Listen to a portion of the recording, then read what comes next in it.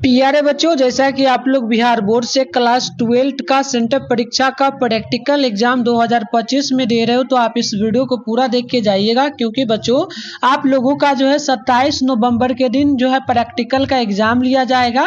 यदि आप लोगों का भी 27 नवंबर के दिन ज्योग्राफी यानी कि भूगोल का प्रैक्टिकल होने जा रहा है, तो आप इस वीडियो को पूरा देखिएगा बच्चों, क्योंकि लगभग हम लोग 100% ओरिजिनल क्वेश्चन पेपर लेके इस बार उपस्थित हो चुके हैं।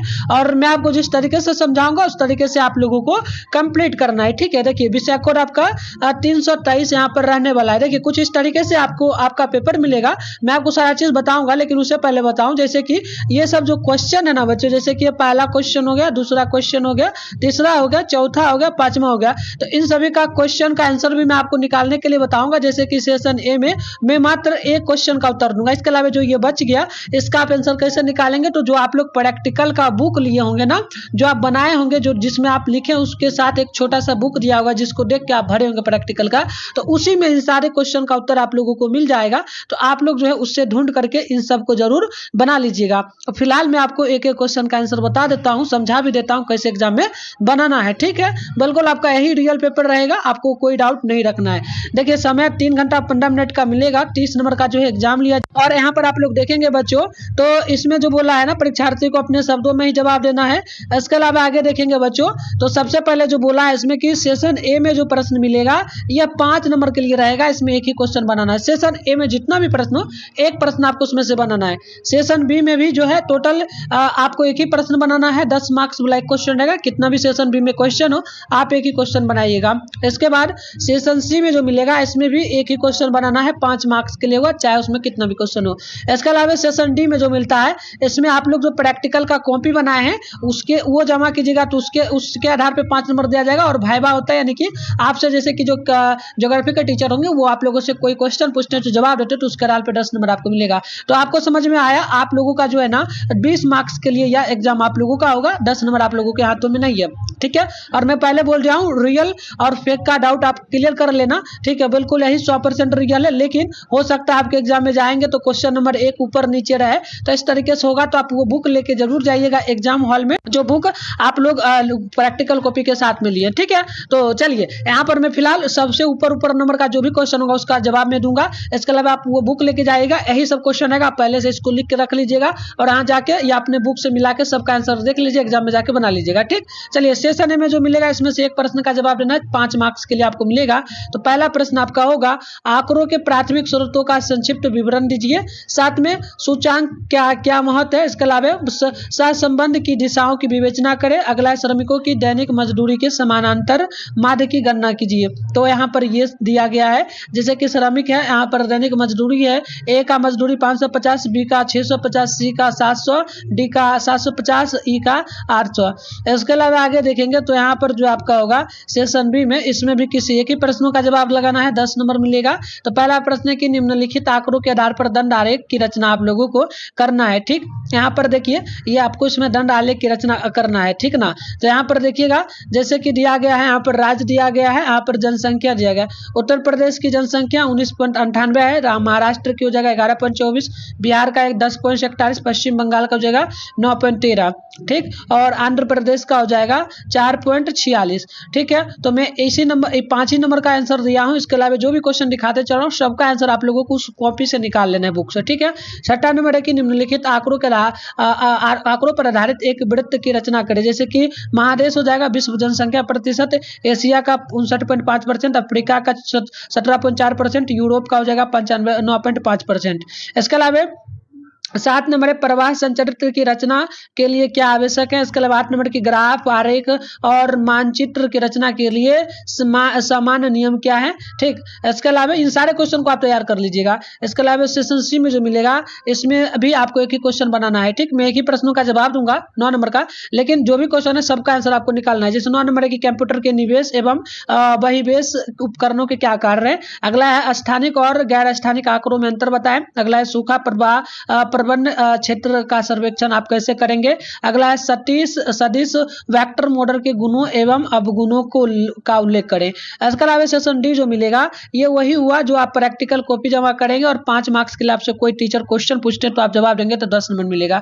तो ये आप लोगों को छोड़ना है। और मैं पहले बोल दिया हूँ डाउट आप क्लियर कर लेना, या बिल्कुल आपका ओरिजिनल पेपर है, लेकिन हो सकता है मैं जिस क्वेश्चन का जैसे कि मैं पहला वाला का उत्तर दे रहा हूँ, हो सकता है ये क्वेश्चन आपके पेपर में नहीं हो, तो वो जो क्वेश्चन अभी सारा देखो ये सारा होगा, तो आपको जो प्रैक्टिकल कॉपी खरीदे हो उसके साथ में एक छोटा सा बुक दिया होगा, उसी बुक में से इन सारे क्वेश्चन का उत्तर मिल जाएगा, आप लोग निकाल लेना। ठीक है, चलो पहला प्रश्न है कि आंकड़ों के प्राथमिक स्रोतों का संक्षिप्त विवरण दे। तो आंसर में लिखेंगे आंकड़ों के प्राथमिक स्रोत के वे स्रोत होते हैं जिनसे आंकड़े पहली बार व्यक्तिगत रूप से या किसी संगठन द्वारा सीधे एकत्र किए जाते हैं, जैसे कि साक्षात्कार, सर्वेक्षण या व्यक्तिगत अवलोकन। इसके अलावा आगे लिखेंगे प्राथमिक आंकड़ों के स्रोतों का संक्षिप्त निम्नलिखित होगा। पहला व्यक्तिगत परीक्षण, शोधकर्ता या व्यक्ति सीधे तौर पर घटनाओं या व्यवहारों का अवलोकन करके जो है डेटा एकत्र करता है। साक्षात्कार में हो जाएगा व्यक्तियों से सीधे बातचीत करके जानकारी प्राप्त की जाती है जो संरक्षित या असंरक्षित हो सकती है। इसके अलावा प्रश्नावली और जो अनुसूची लिखेंगे डेटा एकत्र करने के लिए प्रश्नों की एक सूची तैयार की जाती है जिसे उत्तरदाताओं को भेजा जाता है। प्रश्नावली या साक्षात्कारकर्ता द्वारा भरा जाता अनुसूची। इसके अलावा प्रयोग में लिखेंगे कि नियंत्रित वातावरण में डेटा एकत्र करने के लिए वैज्ञानिक विधियों का उपयोग किया जाता है। अन्य स्रोत में लिखेंगे इनमें डायरी, पत्र, मूल कलाकृतियां, तस्वीरें और भाषण जैसे मौलिक कार्य शामिल हो सकते हैं। चलिए, तो ये कंप्लीट आपका हो गया। अब 5 नंबर वाला का क्वेश्चन आंसर देते हैं सेशन बी का। और मैं बार बार बोल रहा हूँ ये क्वेश्चन अगर नहीं लाता है तो आप वो सारा तैयार कर लेना, उसी से रहेगा। ठीक है, जो क्वेश्चन पेपर दिखाया हूँ। चलिए, दंड आरेख की रचना करेंगे। तो स्टेप 1 में पैमाना स्केल की रचना कर चयन करेंगे। दिए गए आंकड़ों की अधिकतम जनसंख्या 19.98 करोड़ है। वह एक्स पर एक इकाई को 2 करोड़ जनसंख्या के बराबर मानकर पैमाना निर्धारित करेंगे। इसके अलावा स्टेप 2 में करेंगे अक्षों का आरेखन। तो लिखेंगे एक क्षैतिज अक्ष एक्स अक्ष और एक ऊर्ध्वाधर अक्ष वाई अक्ष खींचे। एक्स अक्ष पर राज्यों के नाम, वाई अक्ष पर जनसंख्या यानी करोड़ को दर्शाएं। इसके अलावा आगे आप लिखेंगे कि आगे क्या लिखेंगे आप लोग आगे कि दंडों के निर्माण। तो लिखेंगे निर्धारित पैमाना का उपयोग करके प्रत्येक राज्यों के लिए ऊर्ध्वाधर दंड आरेख बनाएं। जैसे कि मैं यहाँ पर दंड आरेख नहीं बना है तो मैं बना देता हूँ। जैसे कि देखेंगे उत्तर प्रदेश का जनसंख्या 19.98 करोड़ है। ठीक, तो सबसे ज्यादा इसी का है। तो आप इस तरीके से दंड आलेख बनाएंगे।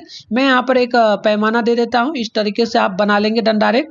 ठीक है, इस तरीके से दंड आरेख खींचेंगे, है ना। तो उसके बाद देखिए सबसे ज्यादा किसका है, उत्तर प्रदेश का। तो सबसे ज्यादा आप उत्तर प्रदेश का इस तरीके से लेंगे, इस तरीके से यहाँ पर लेंगे। इसका जो पैमाना है इसको सेशन ए मान लेंगे इस तरीके से। ठीक, और यहाँ पर लिख देंगे उत्तर प्रदेश का जो भी पैमाना है, ठीक ना, इसमें लिख देंगे इस तरीके से। कितना मान है इसका मान है 19.98। ठीक, यहाँ पर उत्तर प्रदेश यानी यूपी लिखेंगे। इसके अलावा इसके बाद आता है महाराष्ट्र के लिए। तो महाराष्ट्र के लिए 11.24 करोड़ है। तो इस तरीके से आप लेंगे, इस तरीके से छोटा पैमाना लेंगे, इसको यहाँ पर भी मानेंगे आप लोग। ठीक ना, और इसको उत्तर महाराष्ट्र है तो आप लिख देंगे MH। ठीक है, MH यानी महाराष्ट्र इस तरीके से। और इसका 11 पॉइंट कितना हो जाएगा, वहां पर भी लिख सकते हैं, कोई दिक्कत नहीं, 11.24 हो जाएगा। इसके अलावा आगे बनेगा यहाँ पर किसका, बिहार के लिए हो जाएगा 10.41 करोड़। तो यहाँ पर इस तरीके से आप लेंगे पैमाना। एक सेकेंड, इस तरीके से इसको बना लेंगे। ठीक ना, सटा के ही बनाना है आपको, सेम इसमें सटा के इस तरीके से बना लेना है। और इसमें आप लोगों को C मान लेना है। और इसका 10 पॉइंट कितना है, 41%। और ये BH हो जाएगा बिहार। ठीक, इसके बाद अब आ जाएगा यहाँ पर पश्चिम बंगाल के लिए 9.13। तो यहाँ पर इस तरीके से बनाएंगे, इस तरीके से सटा के ही बनाना है। इस तरीके से आप बनाएंगे, इसको D मान लेंगे। और पश्चिम बंगाल को WB लिखेंगे, वेस्ट बंगाल। और 9 पॉइंट क्या हो जाएगा, 13। ठीक, इसके बाद आपका क्या बचेगा, आंध्र प्रदेश के लिए 8.46 हो जाएगा। तो इस तरीके से आप यहाँ पर सटा के ही आप लोगों को लेना है। ठीक ना, तो इस तरीके से सटा के लेंगे। और यहाँ पर आप इसको E मानेंगे और आंध्र प्रदेश को AD में लिख सकते हो। ठीक है, ठीक है, AD लिख लेंगे और उसके बाद यहाँ पर 8 पॉइंट जो है 46, इस तरीके से बना के इसको छोड़ देंगे। आगे बढ़ते हैं, स्टेप 2 वगैरह की बात करेंगे तो लिखेंगे दंडों का लोकन करना। तो प्रत्येक दंड के नीचे संबंधित राज्य का नाम लिखे और दंडों को आकर्षक बनाने के लिए रंग या पैटर्न का उपयोग करें। ठीक है, सभी दंडों की चौड़ाई और उनकी ऊंचाई बराबर होनी चाहिए। ठीक है, हो गया, इतना ही लिखना था। अब आपका 9 नंबर क्वेश्चन है, सेशन सी का उत्तर हम दे रहे हैं ऊपर वाला का। कंप्यूटर के निवेश और बहिर्वेश के उपकरण लिखेंगे। कंप्यूटर के निवेश उपकरण इनपुट डिवाइस डेटा और जो ना निर्देश स्वीकार करते हैं, जबकि बहिर्वेश उपकरण आउटपुट डिवाइस संसाधित जानकारी या परिणाम दर्शाते हैं। कंप्यूटर के निवेश इनपुट और बहिर्वेश आउटपुट उपकरणों के कार्य निम्नलिखित हो जाएंगे। आप यहाँ पर लिख देंगे निवेश उपकरण में कि ये उपकरण उपयोगकर्ता डेटा और निर्देश स्वीकार करते हैं और उन्हें कंप्यूटर द्वारा संसाधित किए जाने वाले योग के रूप में केंद्रीय प्रसंस्करण इकाई तक पहुंचाते हैं। उदाहरण में जो है ना कीबोर्ड और माउस शामिल होगा। बहिर्वेश में होगा कि ये उपकरण कंप्यूटर द्वारा संसाधित किए गए डेटा को उपयोगकर्ता के लिए उपयोग की जानकारी या परिणाम के रूप में प्रदर्शित करते हैं। उदाहरणों में हम लोग लेंगे मॉनिटर, प्रिंटर शामिल होगा। तो चलिए, मैंने आपको सब चीज इस पर अच्छे से समझा दिया, कितना बनाना है, कौन सा बनाना है, और एक क्वेश्चन का हमने जवाब भी दे दिया। और जो भी बचा आप इन सभी का जो है उसी बुक से आंसर वगैरह निकाल लीजिएगा। बुक जरूर ले जाइएगा एग्जाम में। ठीक है, प्रैक्टिकल का जो छोटा सा बुक है। अब इसका PDF वगैरह कहाँ से मिलेगा तो डाउनलोड करने के लिए इसके लिए सिंपल से अपने फोन में गूगल को ओपन करके सर्च बार के आइकन पे क्लिक कीजिए, begusarayhelp.com सर्च करके ऊपर कीजिए, यहाँ पर begusarayhelp.com लिखा है, इस पर क्लिक कीजिए। इस तरीके से यहाँ पर इंटरफेस ओपन हो। व्हाट्सएप चैनल का लिंक मिला है, इसे ज्वाइन जरूर करना है। इसके बाद नीचे बैठना है, यहाँ पर क्लास 11-12 का सेशन है। यहीं पर Bihar board class 12 geography practical paper का एक सेशन मिलेगा। जब आइएगा तो डाउनलोड हो जाएगा, तो डाउनलोड करके लिख लीजिए।